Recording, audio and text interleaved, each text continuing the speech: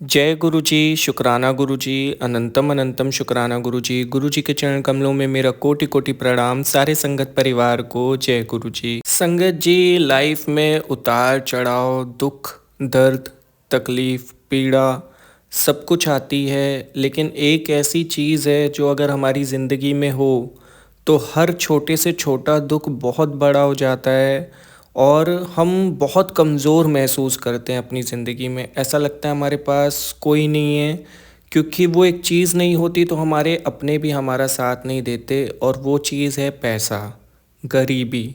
अगर हमारी ज़िंदगी में गरीबी है और हमारे पास पैसे नहीं है तो हमारे अपने भी हमारे साथ नहीं होते।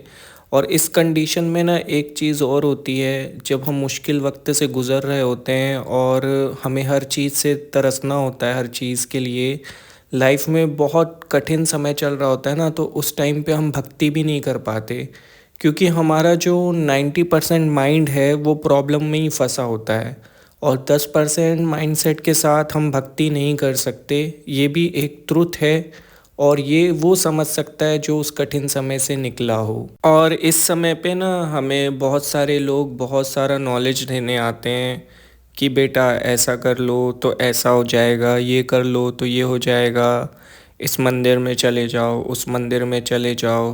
तो ये सिचुएशन हर किसी की ज़िंदगी में आई होगी कभी ना कभी एक बार, कि जब आप बहुत ज़्यादा फाइनेंशियल वीक होंगे और उस समय आपके पास बहुत सारी प्रॉब्लम्स होंगी, और उस टाइम पे आपको कुछ नहीं समझ में आ रहा होगा। उस टाइम आप चाहते होगे कि मैं भगवान के मंदिर जाऊं, मत्था टेकूं, लेकिन उसमें भी आपका मन नहीं लग रहा होगा। दिमाग से तो आप चले जाते होगे कि हाँ मुझे जाना है, लेकिन आपका मन कहीं और उस प्रॉब्लम के बारे में सोच रहा होता है जिसको आप फेस कर रहे होते हो। तो संगत जी, अगर आज आपको ये सत्संग मिला है तो ज़रूर आपके लिए कोई ख़ास रीज़न है जिसकी वजह से ये आपके पास आया है।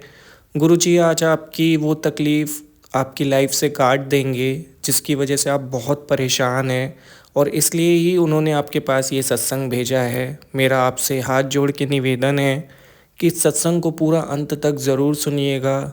हो सकता है किस्मत से वो लकीरें हट जाएं जिसमें गरीबी लिखी हो, क्योंकि गुरु जी लेखा फाड़ देते हैं, लेखा बदल देते हैं, वो सब कर सकते हैं। अगर कुछ मांगना है तो उनसे मांग लो, आज सब कुछ मिल जाएगा।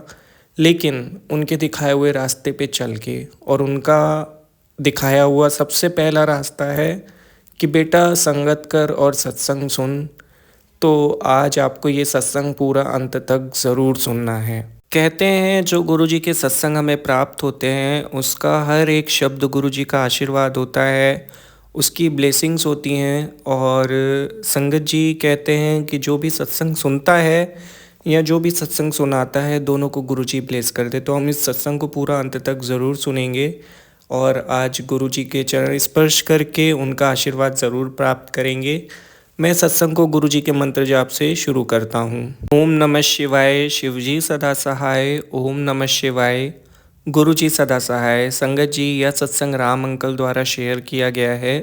अंकल जी कहते हैं, जय गुरु जी, शुक्राना गुरु जी। मैं गुरु जी का भक्त, उनका बेटा, अपने गुरु जी के चरण स्पर्श करके गुरु जी के मंत्र जाप से अपने सत्संग को शुरू करता हूँ। इस बीच में कोई गलती करूँ तो उसके लिए क्षमा कर दीजिएगा। ओम नमः शिवाय, शिवजी सदा सहाय। ओम नमः शिवाय, गुरु जी सदा सहाय। संगत जी, ये उन दिनों की बात है जब मेरे फादर एक छोटे से जनरल स्टोर में काम करते थे। हम 4 भाई और 2 बहनें थे, और फैमिली हमारी बहुत बड़ी थी, क्योंकि मेरे पापा उस फैमिली में सबसे बड़े थे, तो सबसे ज़्यादा रिस्पॉन्सिबिलिटीज़ भी मेरे पापा के ऊपर थी। तो जो भी सैलरी उनको मिलती थी, वैसे तो बहुत कम मिलती थी, लेकिन जो भी मिलती थी उससे 1 रुपये भी नहीं बचता था, और सारी सैलरी घर के खर्चों में चले जाती थी। यहाँ तक कि हम बच्चों का अच्छे से एजुकेशन भी नहीं हो पा रहा था। तो मेरी मम्मी बहुत परेशान रहती थी, और मेरी मम्मी भी घर में सिलाई कढ़ाई ये सब करती थी जिससे पापा को थोड़ी मदद मिले। लेकिन उन दिनों में इतने ज़्यादा पैसे नहीं मिलते थे इन सब कामों में, तो खर्चों में भी बहुत दिक्कत जाती थी। और गलती से अगर घर में कोई बीमार पड़ गया तब तो भाई बहुत ही ज़्यादा दिक्कत हो जाती थी। फिर उधार चढ़ जाते थे, इससे पैसे लो, उससे पैसे लो और अपना काम चलाओ। लाइफ में ऐसे भी मोमेंट्स आए जब बहुत ज़्यादा तकलीफ़ें हुई, जिस वजह से हमारे ऊपर लोन्स भी हो गए और लोन्स का भार इतना ज़्यादा था जिसकी सोच में मेरे फादर बहुत डिप्रेशन में चले गए। उनकी तबीयत ख़राब रहने लगी। हम 4 भाई थे, उसमें से हम 2 भाई सबसे बड़े थे, तो हमने भी जॉब करना स्टार्ट कर दिया। क्योंकि एजुकेशन इतनी अच्छी नहीं थी तो बहुत अच्छी जगह नौकरी नहीं मिली, तो मेरे भाई को एक कपड़े की फैक्ट्री में काम मिला और मुझे वही जनरल स्टोर में काम करना पड़ा जहाँ मेरे पापा काम करते थे। संगत जी, डेली लाइफ कुछ ऐसी थी कि हमें गिन गिन के खाना पड़ता था और गिन गिन के बचाना पड़ता था, क्योंकि 2 बहनों की शादी भी करनी थी। मेरी मम्मी भी स्ट्रेसफुली लाइफ काट रही थी और मेरे फादर भी अब बीमार रहने लगे थे। तो लाइफ का जो रूटीन था बहुत टफ हो गया था। हम लोग दिन रात काम करते थे और घर पे आके सो जाते थे। कोई उम्मीद की किरण नहीं दिखती थी। गरीबी की वजह से जो रिश्तेदार थे वो भी हमसे मुंह मोड़ लेते थे।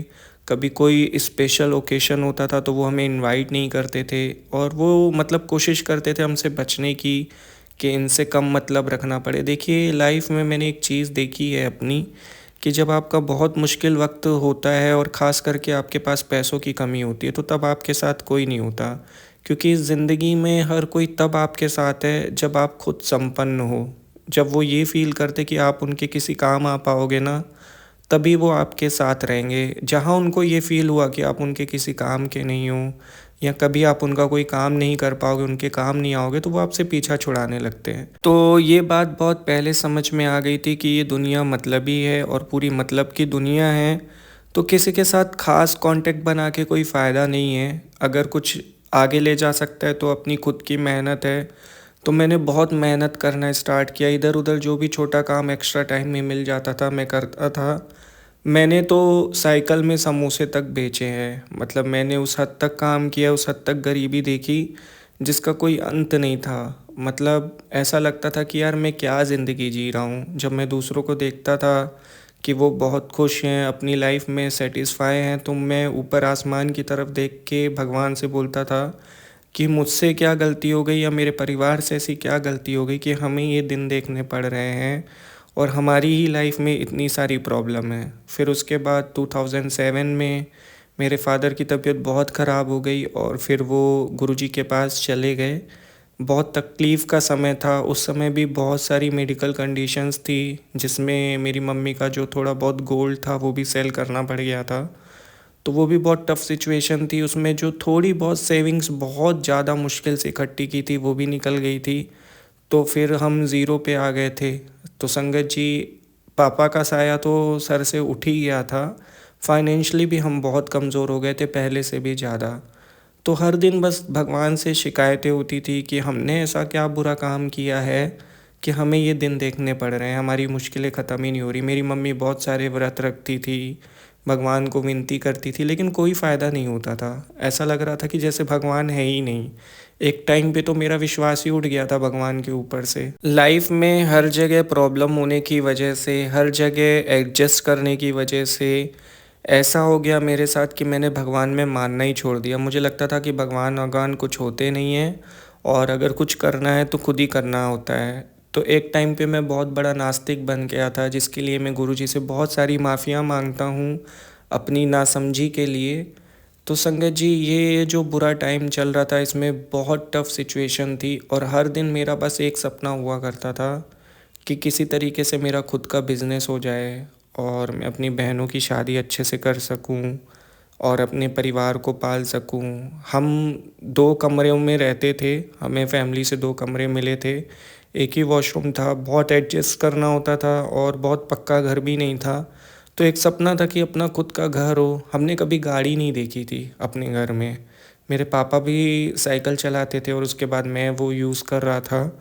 उस टाइम पे लगता था कि काश इतने पैसे आ जाए कि एक गाड़ी ले लूँ। दूसरों के पास गाड़ी देख के मन करता था कि मेरे पास भी एक गाड़ी होनी चाहिए। आप सोच रहे होंगे कि इतने बुरे दिन किसी के कैसे हो सकते हैं। तो होते हैं, कई सारे लोग इस दौर से गुज़रते हैं, पर वो शेयर नहीं करते अपनी प्रॉब्लम, अपनी बातें शेयर नहीं करते। लेकिन गुरुजी ने आज इतना कुछ दिया है, इतना आशीर्वाद दिया है, तो बनता है कि मैं गुरुजी के भक्तों के साथ अपने अनुभव को शेयर करूं, उनके साथ उनकी ब्लेसिंग को शेयर करूं। तो आज मैं खुल के आप सभी के साथ अपने सत्संग को शेयर कर पा रहा हूं।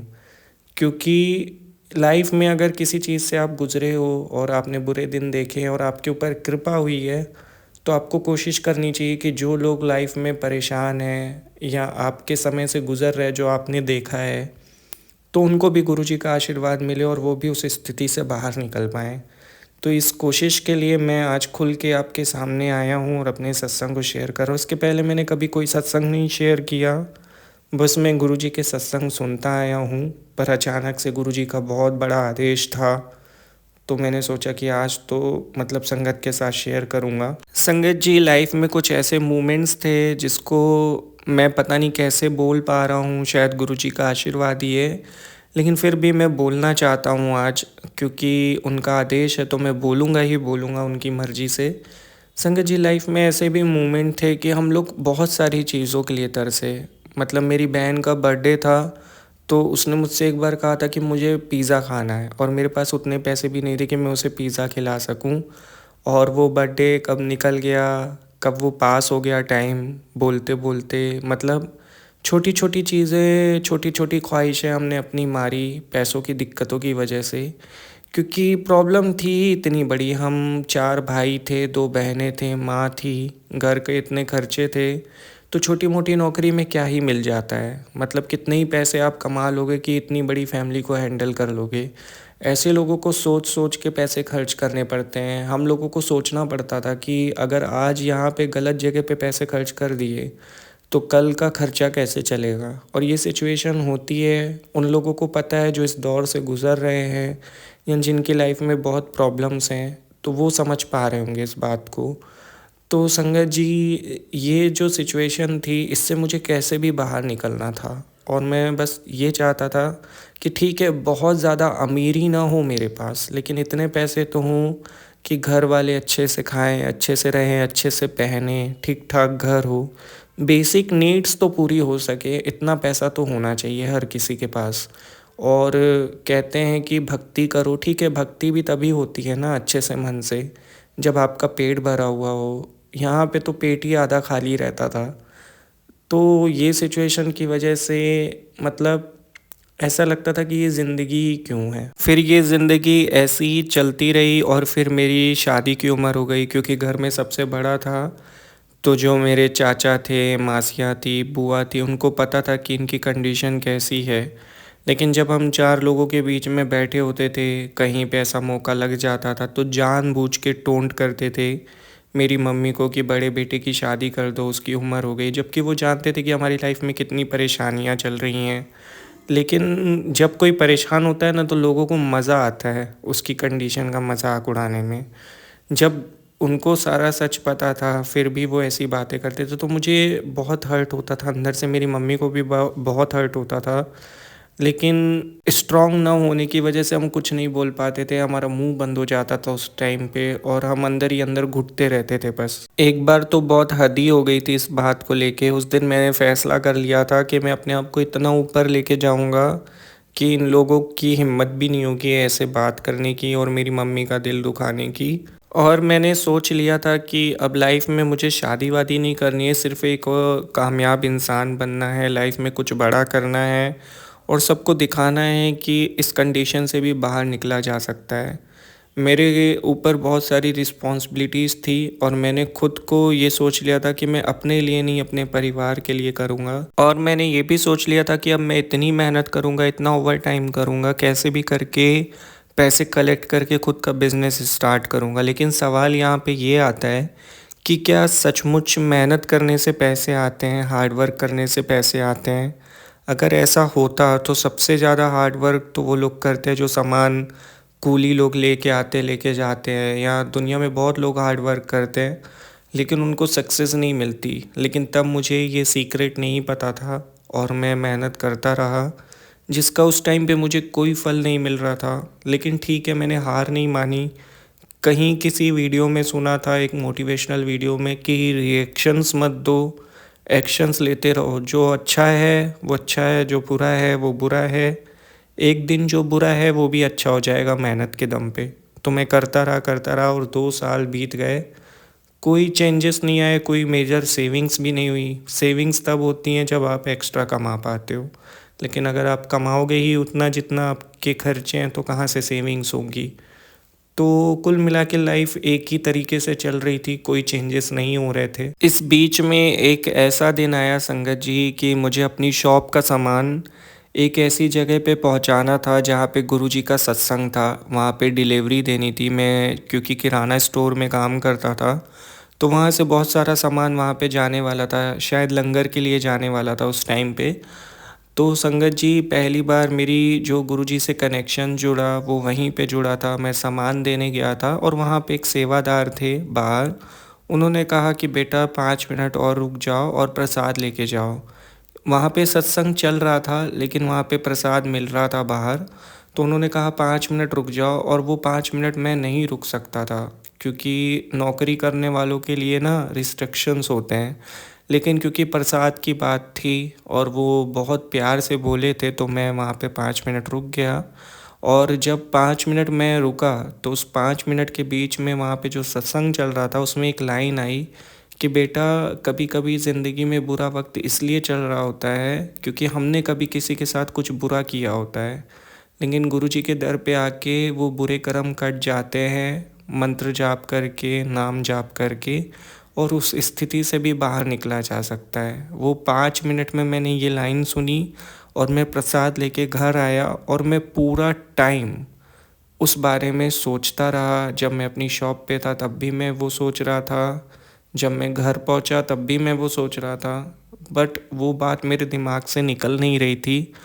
और सच में कुछ ऐसा रिलेटेबल था क्योंकि दुखों का अंत हमारा नहीं हो रहा था। तो कहीं ना कहीं वो बात दिल पे लग गई थी और फिर मैंने गुरुजी को ढूंढना शुरू कर दिया। मुझे गुरुजी नहीं मिले तो मैं वापस उसी जगह पे गया जहाँ पे मैं सामान डिलीवर करने गया था, और उनकी फैमिली वालों को बुला के मैंने स्पेशली पूछा कि जिनका सत्संग था उस दिन, वो गुरुजी कौन थे जिनके बारे में जय गुरुजी सब बोल रहे थे, वो कौन है। तो वहाँ पे एक आंटी ने मुझे बैठाया भी, पानी भी पिलाया, और बहुत प्यार से उन्होंने मुझे गुरुजी के बारे में बताया और उनके सत्संग सुनाए एक दो। मतलब ज़िंदगी में पहली बार किसी ने इतनी रिस्पेक्ट दी थी, और वो गुरुजी की संगत थी। धन्य है वो संगत गुरुजी की जो हमें मिली है गुरुजी की वजह से। उनको चरण स्पर्श, उनको प्रणाम। ऐसी संगत सिर्फ गुरुजी की ही हो सकती है, जिनका दिल भी साफ़ हो, जिनका दिल भी बड़ा हो। उस दिन पहली बार मैंने सोचा कि मुझे भी मान सम्मान मिल सकता है कहीं। तो पैसे तो दूर की बात, अच्छा वक्त तो दूर की बात, मेरे अंदर ये जागरूकता है कि मुझे गुरुजी की संगत बनना है, क्योंकि वो मान सम्मान मुझे भा गया था। फिर उन संगत परिवार के थ्रू मैं संगत से जुड़ा, मैं बड़े मंदिर गया। जब मैं पहली बार बड़े मंदिर गया तो वहाँ पे मेरी आंखों से आंसू निकल आए थे, क्योंकि मैं तो नास्तिक बन चुका था। तो वहाँ पे मुझे मेरी गलती का एहसास हो रहा था कि कैसे मैं भगवान में से विश्वास खो सकता हूँ। हो सकता है ये मेरे पिछले जन्म के पुराने बुरे कर्म हों जो मैं इस जन्म में भोग रहा हूँ। ये मेरी तो गलतियाँ हैं, क्या पता मेरी गलतियों की सज़ा मेरे परिवार वालों को मिल रही हो। तो संगत जी, उस दिन आंसू नहीं रुक रहे थे और गुरुजी से बस एक ही अरदास करे जा रहा था कि अगर मुझे कुछ नहीं देना है तो मत दो, लेकिन मेरे परिवार वालों को सुखी कर दो, क्योंकि मैंने खुद के लिए जीना तो बहुत पहले ही छोड़ दिया था। संगत जी, वहाँ पे जब मैंने लंगर प्रसाद खाया तो वहाँ पे एक थाली में 4 लोग हम लंगर खा रहे थे। तो वहाँ पे भी मुझे बहुत सम्मान जैसा फ़ील हुआ, क्योंकि हम वो लोग थे जिनके साथ बैठ के कोई खाना नहीं खाता था। तो उस टाइम पे बहुत अच्छी फीलिंग आई। कोई ऊंच नीच नहीं, कोई औकात वाली बात नहीं, सब एक बराबर। और ऐसा सिर्फ एक ही दरबार है संगत जी, वो है हमारे प्यारे गुरुजी का दरबार। तो वहाँ पे मुझे ये जो फीलिंग आती थी ना, मतलब वहाँ पे दिल से मतलब आंसू निकल जाते थे। लोग आँखों से रोते हैं, मैं दिल से रोता था कि मैं अब तक था कहाँ, कौन सी ज़िंदगी में जी रहा था, मुझे पहले गुरुजी क्यों नहीं मिले, बस यही फ़ील करता रहता था। लेकिन संगत जी, उस वक्त मुझे ये नहीं पता था कि मैं अब उनसे जुड़ चुका हूँ जो मेरी जीवन की नैया पार लगाने वाले हैं। गुरुजी ने पहले दिन से ही मुझे ब्लेस करना स्टार्ट किया, और ये फीलिंग मुझे अंदर ही अंदर हो रही थी, क्योंकि किसी नास्तिक को एक दिन में आस्तिक बना देने वाले वो हमारे प्यारे गुरुजी हैं। तो सबसे पहले तो उन्होंने मुझे अपने नाम से जोड़ा और अपनी संगत परिवार का हिस्सा बनाया। धीरे धीरे मैंने बहुत सारे संगत में पार्टिसिपेट किया, बहुत सारे सत्संग सुने, तो बहुत सारी संगत मुझे जानने पहचानने लगी। जब उन्होंने देखा कि ये हर सत्संग में आते हैं अंकल जी और बहुत सेवा करते हैं, तो लोगों ने मुझसे मेरे कॉन्टैक्ट नंबर लेना शुरू कर दिया और मुझसे कॉन्टैक्ट बनाना स्टार्ट किया। वहीं से मेरी तरक्की की सीढ़ी शुरू हुई पहली बार। तब मैं एक ऐसे सत्संग में पहुंचा जो सिर्फ़ और सिर्फ़ मुझे लगता है कि मेरे लिए बना था। गुरुजी ने वो सत्संग सिर्फ़ मेरे लिए करवाया था। उस दिन वो सत्संग चल रहा था तो मेरी लाइफ के ऊपर चल रहा था। उसका हर एक शब्द मेरे लिए था। वहाँ पे एक आंटी जी की सेम कंडीशंस थी और उन आंटी जी को गुरुजी ने कहा था कि बेटा तेरे पुराने बुरे कर्म बहुत सारे थे, जिसको मैंने बहुत जल्दी सामने ले आया और जल्दी से उनको ख़त्म कर दिया ताकि तू सुख प्राप्त कर सके इस जीवन में और तेरे जीवन में भी वो सब कुछ हो तो जो तू चाहती है। लेकिन उसके पहले तेरे बुरे कर्म काटने थे, इसलिए तेरी ज़िंदगी में थोड़ी सी तकलीफ़ें आई। लेकिन आज तेरे सारे बुरे कर्म कट चुके हैं और आज से तेरे साथ मेरा आशीर्वाद है। तो तू जो भी काम करेगी जीवन में तुझे सक्सेस मिलेगी। तेरे पति अंकल को भी मैंने ब्लेस कर दिया है और अब उसका बिजनेस दिन दुगनी रात चौगनी तरक्की करेगा।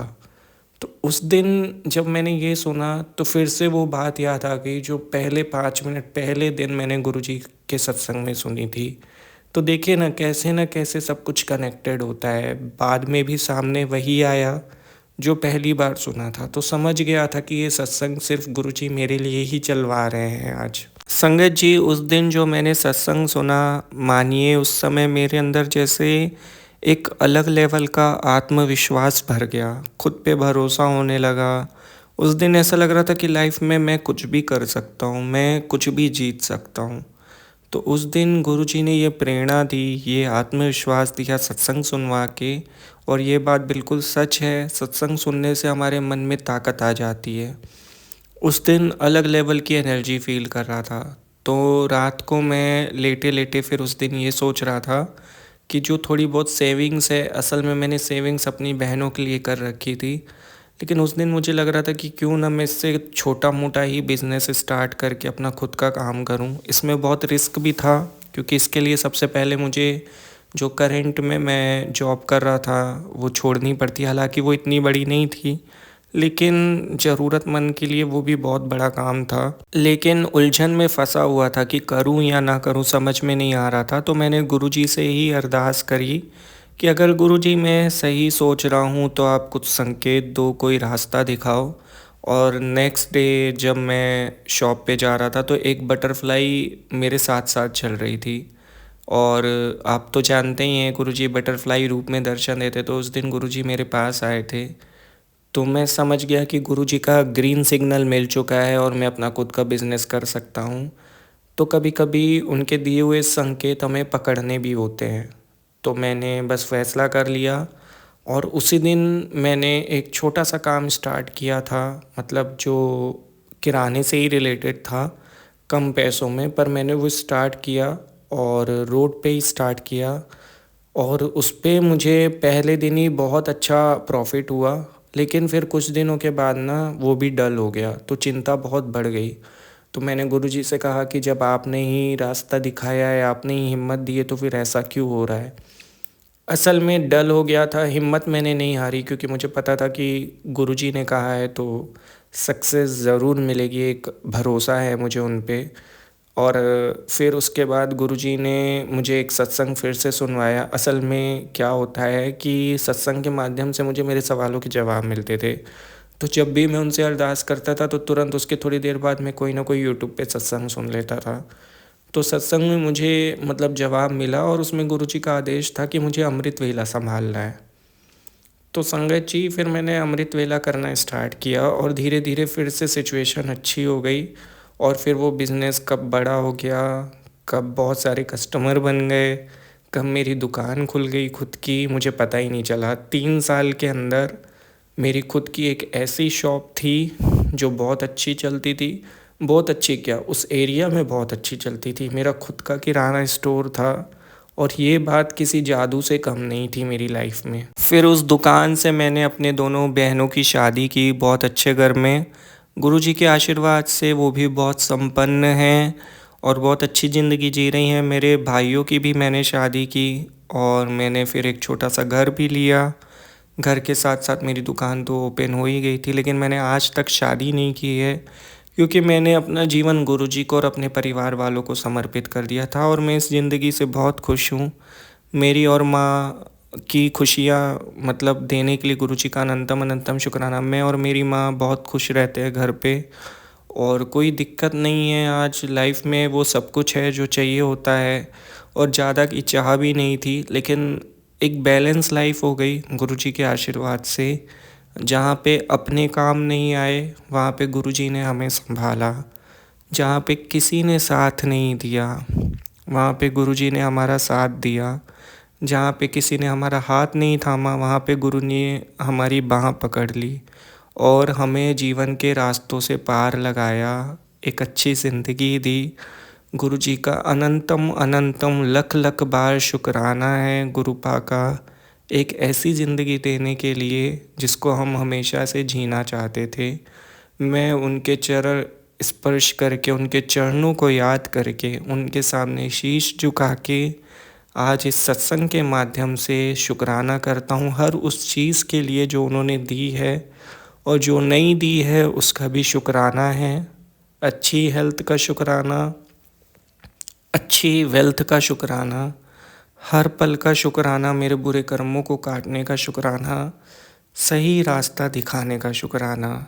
सच बताऊं तो सत्संग लिखते लिखते आंखें भर गईं लेकिन मन नहीं भर रहा। आपसे क्या क्या शेयर करूं, आज तो इतना ही शेयर कर सकता हूं, लेकिन अगले सत्संग में फिर से आपके साथ सामने आऊँगा और गुरुजी के और भी अनुभव शेयर करूँगा। अंकल जी का चैनल बहुत ही प्यारा है, बहुत अच्छे से वो संगत की बात शेयर करते हैं, उनके सत्संग शेयर करते हैं, तो मुझे बहुत अच्छा लगता है उनके सत्संग सुन के। और ये भी उनकी कृपा है गुरुजी महाराज की कि वो कर पा रहे हैं, ऐसे ही वो सेवा करते रहें और मेरे सत्संग को भी वो जल्दी से जल्दी शेयर करें। उनसे प्रार्थना है गुरुजी उनको खूब तरक्की दें, बहुत सारी ब्लेसिंग्स दें और जो भी संगत सत्संग सुन रही है उन्हें भी गुरुजी बहुत सारा ब्लेस करें। जाने अनजाने में अगर मुझसे कोई गलती हो गई हो तो उसके लिए मैं आपसे क्षमा चाहता हूँ, गुरुजी से भी क्षमा चाहूँगा और अब अपने सत्संग को यहीं विराम देता हूँ। जाने का मन तो नहीं कर रहा, ऐसा लग रहा है लिखता जाऊँ और अंकल जी आपको सुनाते जाएं, लेकिन आज के लिए इतना ही। ओम नमः शिवाय, शिव जी सदा सहाय। ओम नमः शिवाय, गुरु जी सदा सहाय। जय गुरु जी संगत जी। अंकल जी आपका सत्संग बहुत बहुत प्यारा था, बहुत ही ब्लेसफुल सत्संग आपने शेयर किया। आपके सत्संग में मुझे ऐसा लग रहा है कि हर एक बात आपने बहुत दिल से लिखी है, आपके बहुत इमोशंस जुड़े हुए थे सत्संग के साथ। आपका बहुत बहुत शुक्राना कि आपने मुझे ये सत्संग शेयर करने की सेवा दी। आपको बहुत बहुत शुक्राना है और मैंने पूरी कोशिश की है कि मैं बहुत अच्छे से शेयर करूं। फिर भी अगर मुझसे कोई गलती हो गई हो तो प्लीज़ आप मुझे माफ़ कर दें। और आपने आज ये सत्संग शेयर करके गुरुजी की संगत जी के साथ बहुत अच्छा किया है, उन्हें भी गुरुजी बहुत ब्लेस करेंगे। देखिएगा आपकी सत्संग सेवा बहुत सफल होगी। जय गुरुजी, शुक्राना गुरुजी। मैं गुरुजी से प्रार्थना करता हूँ कि वो सदा आपके अंग संग रहें और आपको ऐसे ही आशीर्वाद देते रहें। जय गुरुजी संगत जी, जय गुरुजी अंकल जी। संगत जी अगर आप भी अपने सत्संग को शेयर करना चाहते हैं, डिस्क्रिप्शन में मेल आईडी है, वहाँ पर लिख कर भेज दीजिए, मैं उसे गुरुजी के चैनल पे शेयर कर दूँगा। और अगर कोई प्रॉब्लम होती है तो वहाँ पे व्हाट्सअप नंबर मांग लीजिएगा, वो भी आपको मिल जाएगा। और संगत जी गुरुजी के चैनल को सब्सक्राइब करके बेल आइकन नोटिफिकेशन को ऑन कर दीजिए ताकि सत्संग के अपडेट्स आपको मिलते रहें। यहाँ पे आपको ऐसे ही संगत परिवार के प्यारे प्यारे ब्लिसफुल सत्संग सुनने को मिलते रहेंगे। अब मैं सत्संग को यहीं विराम दे रहा हूँ गुरुजी के मंत्र जाप के साथ और बहुत जल्दी आपके साथ संगत परिवार के सत्संग फिर से लेके आऊँगा किसी न किसी संगत का, गुरुजी के आशीर्वाद से। ओम नमः शिवाय, शिव जी सदा सहाय। ओम नमः शिवाय, गुरुजी सदा सहाय। जय गुरुजी संगत जी।